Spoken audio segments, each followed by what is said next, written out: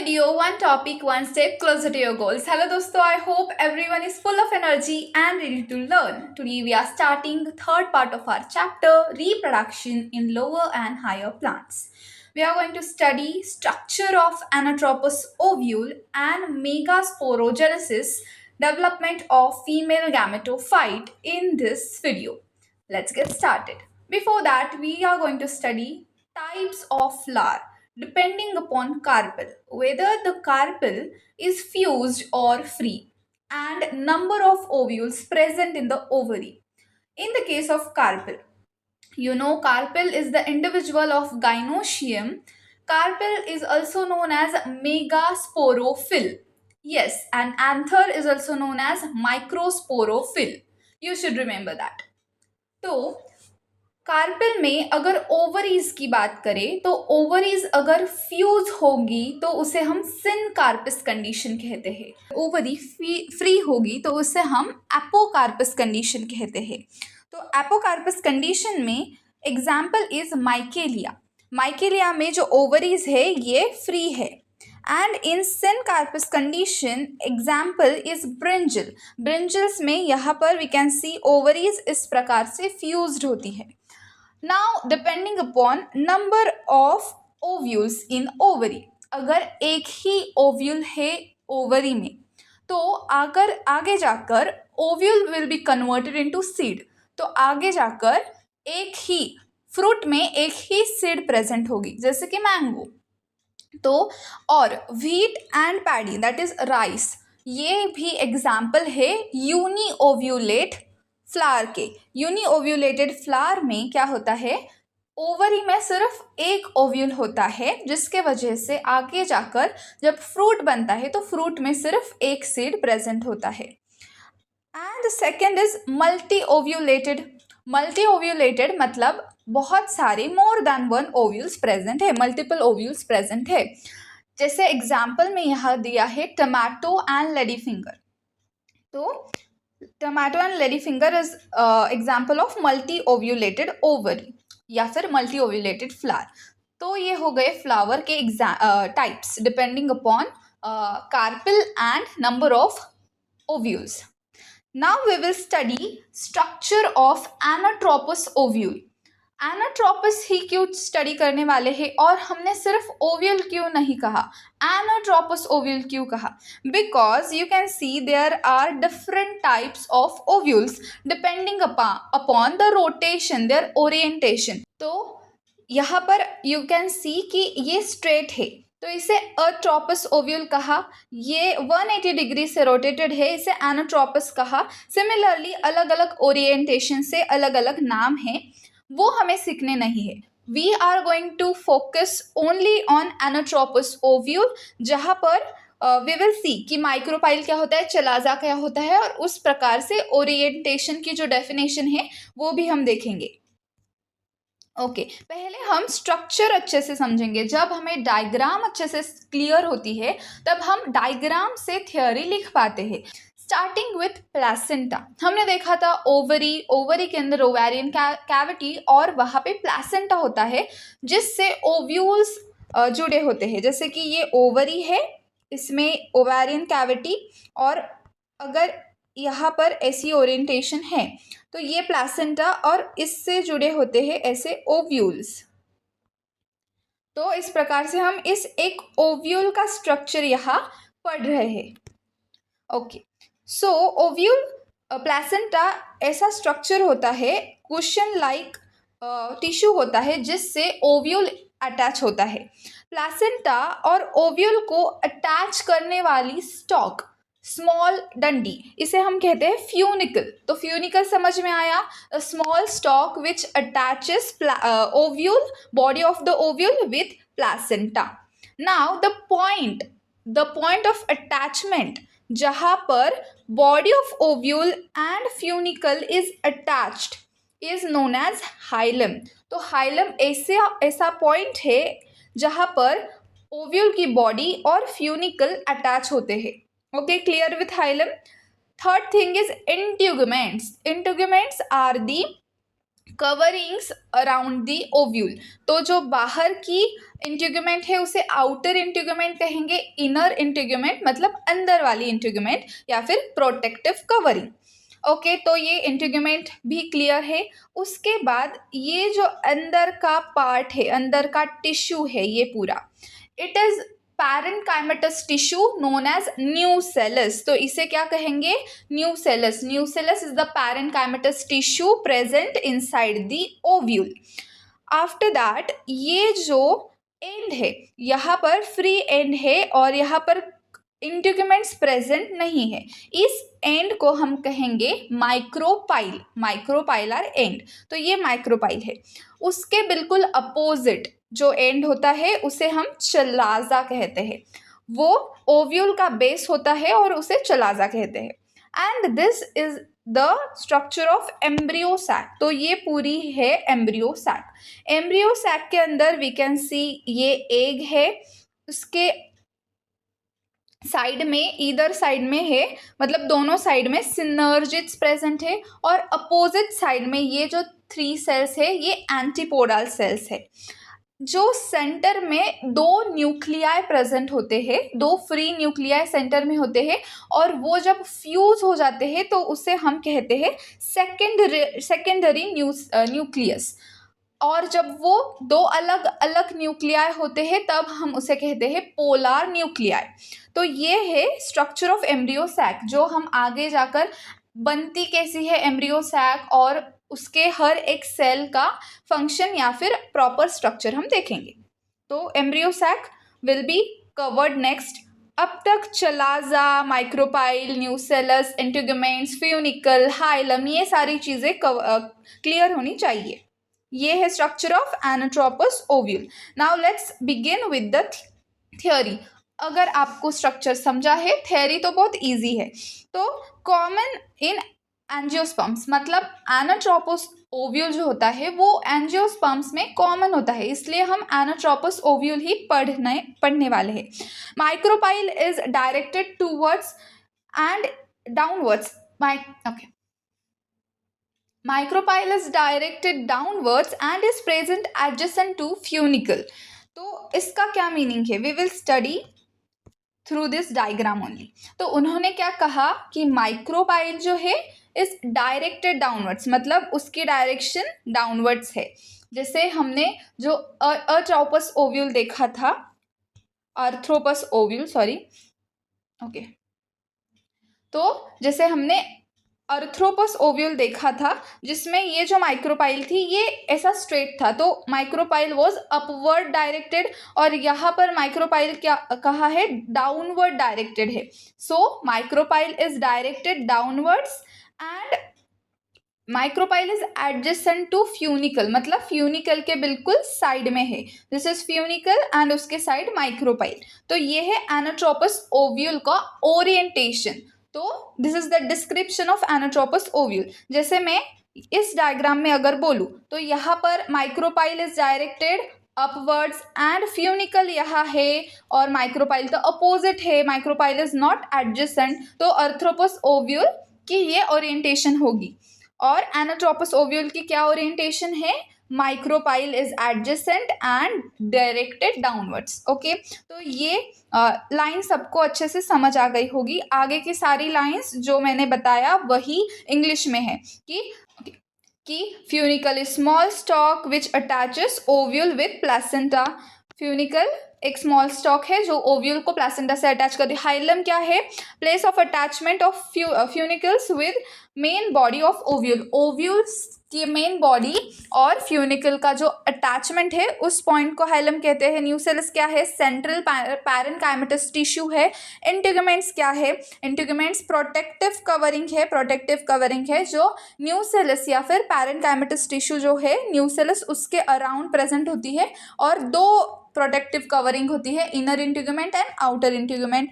उसके बाद माइक्रोपाइल क्या है? माइक्रोपाइल नारो ओपनिंग है, narrow at apex of ovule, ovule के अपेक्स में है, और नारो ओपनिंग है, मतलब वहाँ पे इंटीग्यूमेंट्स वगैरह प्रेजेंट नहीं है, इट इज ओपनिंग। चलाजा क्या है? बेस ऑफ ओव्यूल है, डायरेक्टली अपोजिट है टू माइक्रोपाइल, माइक्रोपाइल के बिल्कुल अपोजिट। एम्ब्रियो सैक क्या है? फीमेल गैमेटोफाइट है। मेल गैमेटोफाइट क्या था? Comment below. मेल गैमेटोफाइट जब पोलन ग्रेन 2 सेल्ड कंडीशन में थे या 3 सेल्ड कंडीशन में थे, वो था मेल गैमेटोफाइट। और फीमेल गैमेटोफाइट किसे कहते हैं? एम्ब्रियो सैक को। फीमेल गैमेटोफाइट कैसी होती है? Oval multicellular structure embedded in nucellus. See we can see here कि ये ओवल स्ट्रक्चर है, मल्टीसेलुलर है, इसके अंदर एंटीपोडस 3 सेल्स है, 2 सिनर्जिड्स, एक egg cell and central cell है। तो यहाँ पर इट इज 8 सेल्ड स्ट्रक्चर, यानी कि ये मल्टी सेल्युलर स्ट्रक्चर है।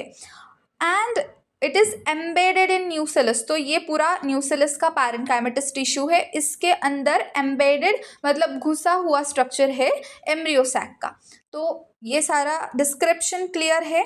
After that it is 7 celled and 8 nuclei, या फिर 8 न्यूक्लिएटेड। ऐसा क्यों कहा? We will see through megasporogenesis. Megasporogenesis यानी कि process of formation of megaspore from megaspore mother cell.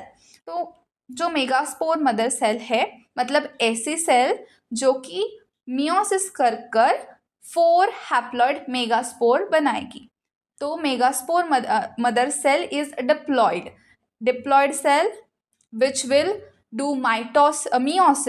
meiosis and will produce 4 haploid megaspore. तो यहाँ पर वही है, that is only given in this. and the megaspore mother cell बनेगी कैसे? So I will explain again this in this diagram. Here we will have many nucellus cell. तो यहाँ पर एक ऐसा दिया है, बट यू कैन इमेजिन कि यहाँ पर ये पूरा, इसमें बहुत सारी ऐसे न्यूसेलस की सेल्स थी, पैरेन्काइमेटस सेल्स थी। इस सेल में से ही एक सेल डिस्टिंग्विश हुई, डिफ्रेंशिएट हुई, अलग हुई बाकी के सेल्स से, थोड़ी सी सेंटर में आई। एंड मेन थिंग कि ये माइक्रोपाइल के पास आई, टूवर्ड्स माइक्रोपाइल, सेंटर, मोर और लेस इन द सेंटर, और थोड़ी डिस्टिंग्विश हुई, डिफ्रेंशिएट हुई, और वो बन गई मेगास्पोर मदर सेल। उसके साइटोप्लाज्म में उसके अंदर कुछ चेंजेस आए, जो कि बाकी की जो पैरेन्काइमेटस सेल थी उनसे वो अलग बनी, सेंटर में आई और बन गई मेगास्पोर मदर सेल। तो यही दिया है। We can see here this is megaspore mother cell. इसमें क्या हुई? मियोसिस हुई। और मियोसिस में क्या होता है? Reductional division.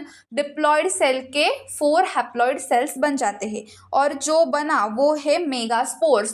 पोलन ग्रेन के कंडीशन, मेल के कंडीशन में क्या हुआ था?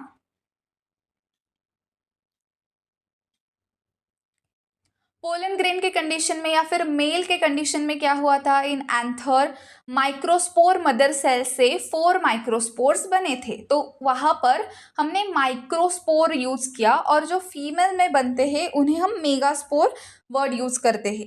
पर माइक्रोस्पोरोजेनेसिस एंड मेगास्पोरोजेनेसिस में एक डिफरेंस है, और वो क्या है कि मेगास्पोर मदर सेल्स जब डिवाइड होकर 4 हैप्लॉइड मेगास्पोर बनाती है, तब सिर्फ एक ही मेगास्पोर फंक्शनल होता है और 3 मेगास्पोर एबॉर्ट हो जाते हैं, और जो सेल बचती है वो होती है हमारी functional megaspore. Here is the development of female gametophyte. Female gametophyte मतलब क्या? Embryo sac. So now we are going to study development of embryo sac. So first you can listen to me कि अब तक हमने क्या देखा? Megaspore mother cell कैसे बनी? जो न्यूसेलस की सेल थी, पैरेन्काइमेटस सेल, उनमें से एक सेल में थोड़ा मॉडिफिकेशन हुआ, डिफरेंशिएशन हुआ, वो थोड़ी सेंटर में माइक्रोपाइल एंड के पास आई, और उसने क्या किया? मियोसिस किया, 4 हैप्लॉइड मेगास्पोर बने। उसमें से 3 megaspore will be aborted, upper 3 will be aborted, and जो लीनियर टेट्राड बनता है, बिकॉज हमने in the case of male 4 cells ऐसे साइड बाय साइड थे, स्क्वायर टाइप सा टेट्राड था, बट यहाँ पर लीनियर टेट्राड बना और मियोसिस होकर 4 मेगास्पोर बने, जिसमें से 3 अपर मेगास्पोर्स अबॉर्ट हो गए। उसके बाद जो लोअर या फिर माइक्रोपाइल के पास का सेंटर वाला जो मेगास्पोर होगा, जो मेगास्पोर बचेगा फंक्शनल होगा, अब उसमें सारी डेवलपमेंट होने वाली है और सिर्फ एक मेगास्पोर मदर सेल से एक ही एम्ब्रियो सैक डेवलप होने वाली है। फंक्शनल मेगास्पोर में अब होगी mitosis. Now compare this with development of male gametophyte. Male gametophyte में क्या था? माइक्रोस्पोर मतलब पोलन ग्रेन, उसमें हुई फर्स्ट माइटोटिक डिवीजन और बनी vegetative cell bigger naked and generative cell smaller, which will again divide, second mitotic division होगी और 2 मेल गैमेट्स बनेंगे। पर इसमें ना इतना इजीली नहीं होता, इसमें फ्री न्यूक्लियर डिविजन्स होती है, यानी कि जब न्यूक्लियर डिवीजन होगी, कैरियोकाइनेसिस होगी, उसके बाद cytokinesis will not takes place. क्या होगा? न्यूक्लियर डिवीजन होगी, उसके बाद फिर से न्यूक्लियर डिवीजन होगी, मतलब successive 3 times free nuclear division takes place in this case in development of female gametophyte. और यू कैन कैलकुलेट कि जब 3 टाइम्स माइटोसिस हो रही है तो कितने न्यूक्लियस या फिर कितने सेल्स फॉर्म होंगे। If you know, comment it below, and if you don't know, let's learn. So I will get you in this free space. Okay, now we have a functional megaspore which have single nucleus. अब होगी first free nuclear division और बनेंगे 2 nuclear. इसके बाद फिर से होगी free nuclear division, second free nuclear division.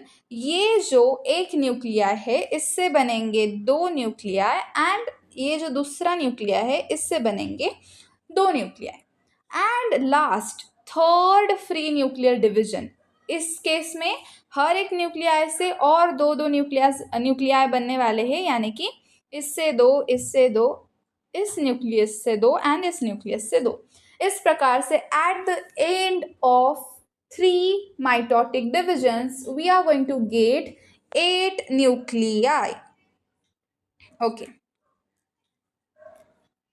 so similarly यहाँ पर we can see that after successive free nuclear mitotic division 8 nuclei will be formed and 4 of each 4 मतलब हर 4 न्यूक्लियाई जो होंगे will be located at the each pole, मतलब 4 nuclei एक पोल पे present होंगे और बचे हुए 4 न्यूक्लियाई अनदर पोल पे प्रेजेंट होंगे। Now we have a megaspore cell in which we have 4 nuclei at each end. Okay, हर एक पोल के पास 4 न्यूक्लियस है। Now what will happen कि ये जो 4 न्यूक्लियस ईच पोल पे है उसमें से एक न्यूक्लियस, इस पोल में से भी एक न्यूक्लियस और इस पोल में से भी एक न्यूक्लियस सेंटर में आ जाएगा। It will come at centre और उसके बाद ये जो 3 न्यूक्लियस है उनके अराउंड वॉल फॉर्मेशन होगा एंड जो सेंटर वाले सेल्स है उनके अराउंड किसी भी प्रकार की सेल वॉल फॉर्म नहीं होगी, तो ये बन जाएगी बिगर सेंट्रल सेल। ये पूरी सेंट्रल सेल बन गई जिसके पास 2 न्यूक्लिया है और इसमें से एक होगी एग सेल, साइड के 2 सिनर्जिड्स और ऊपर के 3 एंटीपोडल। ये क्लियरली अच्छे से डायग्राम से हम देखेंगे। तो we will go towards this diagram.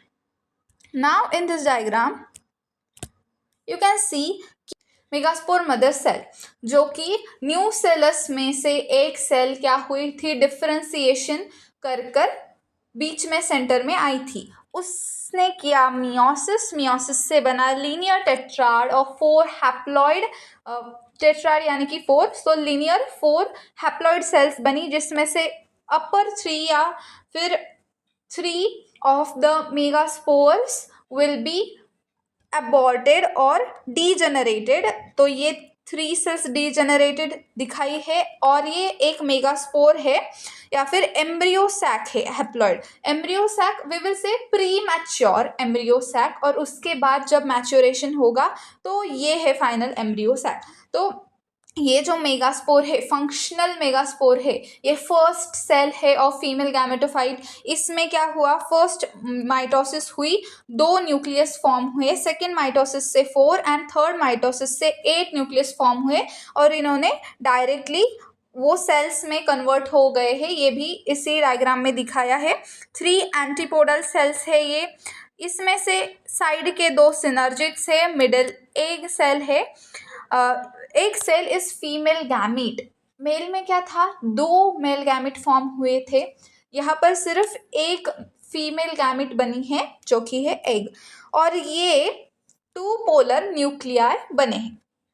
This is fully developed embryo sac which have mature embryo sac female gametophyte just before fertilization. तो just before fertilization embryo sac ऐसी दिखती है, जिसमें 3 एंटीपोडल सेल्स है, 2 सिनर्जिड्स है, एक एग सेल है, और ये जो 2 पोलर न्यूक्लियाई होते हैं ये फ्यूज कर जाते हैं, और उसे हम सेकेंडरी न्यूक्लियस कहते हैं, जो कि क्या होते हैं, just before fertilization 7 nuclei present, 6 are haploid and 1 is diploid.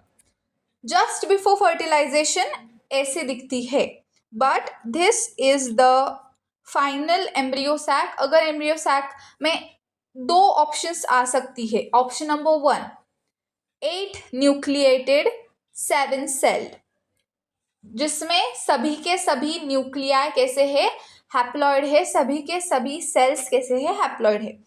दूसरी कंडीशन ऐसी है which will say 7 celled and out of which 6 cells are haploid and 1 cell is diploid or 1 nucleus is diploid.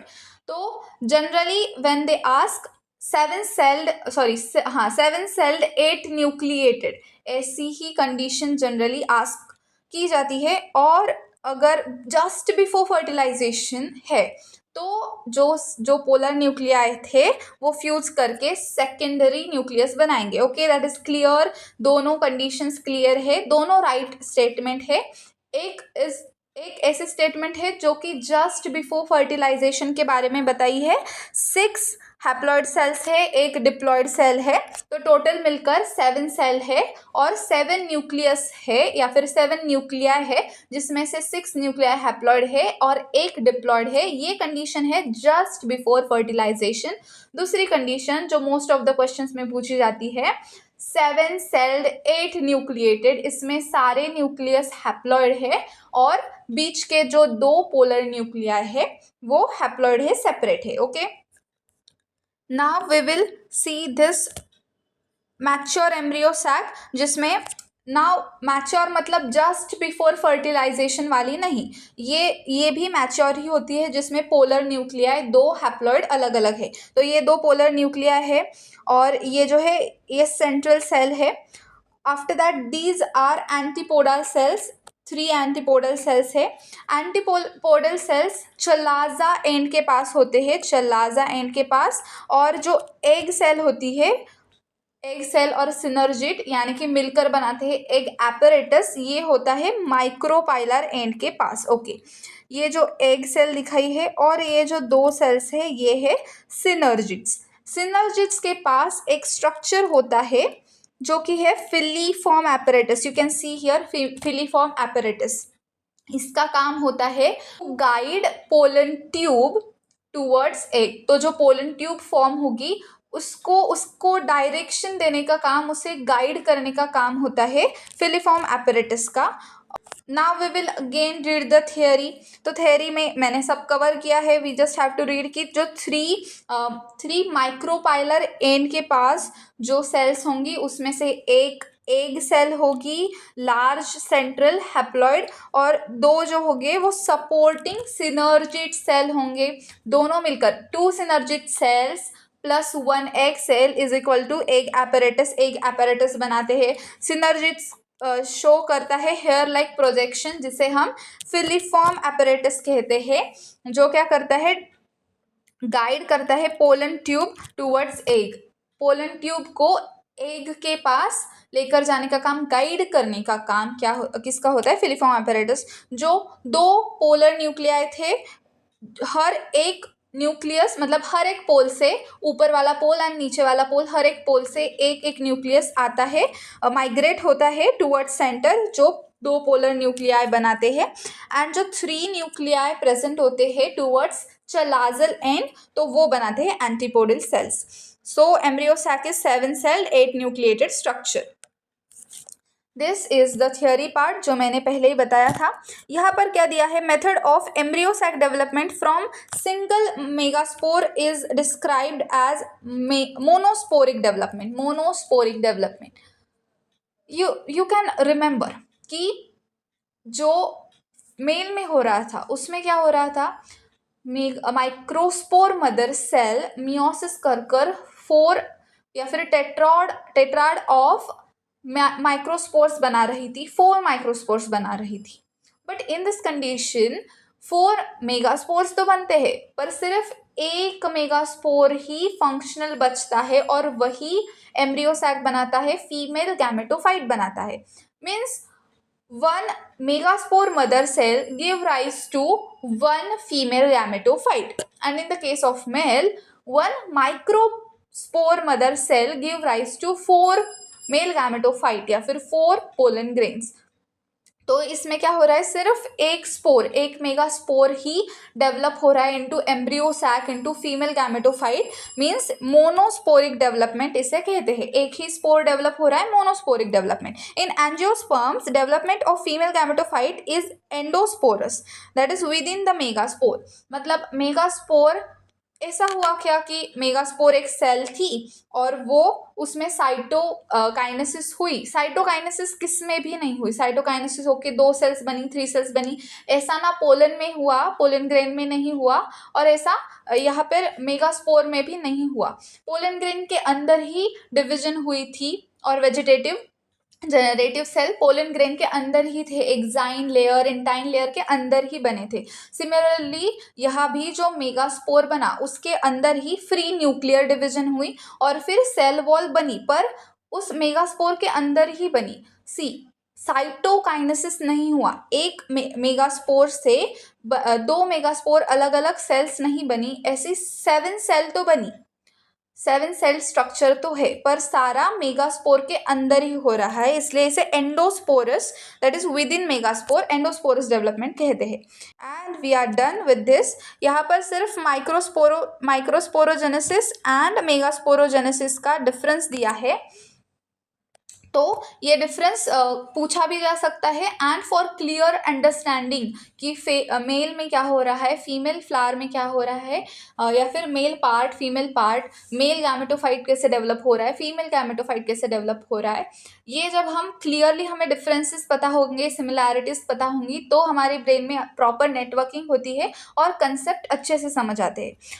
Formation of microspore from microspore mother cell is microsporogenesis, and formation of megaspore from megaspore mother cell is formation of is known as megasporogenesis. और all 4 microspores are functional। यहाँ पर only 1 megaspore functional होता है, उसमें चारों के चारों microspores functional होते हैं। The process occurs in microsporangium, and here the process occur in megasporangium. What is microsporangium? तो एंथर का स्ट्रक्चर देखा था, उसमें स्पोरोजेनस टिश्यू देखा था, पोलन सैक या फिर माइक्रोस्पोरेंजियम उससे ही कहते हैं। And what is megasporangium? तो ओव्यूल के अंदर जो न्यूसिलस की सेल्स थी उसे हम मेगास्पोरेंजियम कहेंगे, ओके या फिर ओव्यूल को भी हम मेगास्पोरेंजियम कह सकते हैं। Large number of microspore mother cells are present sporogenous tissue में, हमने देखा स्पोरोजेनस टिश्यू की हर एक cell, each and every cell of sporogenous tissue is capable to divide meiotically and give rise to pollen grains. हर एक sporogenous tissue की cell microspore mother cell होगी, meiosis करेगी और 4 माइक्रोस्पोर बनाएगी। पर यहाँ पर देखो, हर एक न्यूसेलस की सेल मेगास्पोर मदर सेल नहीं बनेगी, हर एक सेल नहीं बनेगी। Only one of the nucellus cell become megaspore mother cell, वो भी मियोसिस कर 4 मेगास्पोर बनाएगी, पर उसमें से only 1 megaspore will be functional and form embryo sac. कितना फैसिनेटिंग है, मतलब यहाँ पर इतने सारे माइक्रोस्पोर बन रहे हैं क्योंकि पूरा स्पोरोजेनस टिश्यू है, उसमें से सारे के सारे सेल्स माइक्रोस्पोर्स बना रहे हैं, सारे के सारे माइक्रोस्पोर्स मेल गैमेटोफाइट बना रहा है। पर इसमें क्या हो रहा है, ओनली वन ऑफ द न्यूसिलस की सेल बन जाती है मेगास्पोर मदर सेल, और उसमें से ही एक ही फंक्शनल मेगास्पोर बनता है जो आगे जाकर एक फीमेल गैमेटोफाइट बनाता है। Generally a single megaspore mother cell undergoes megasporogenesis. Large number of microspore mother cells undergoes microsporogenesis. Now we are done with the difference between microsporogenesis and megasporogenesis. That it's for this video.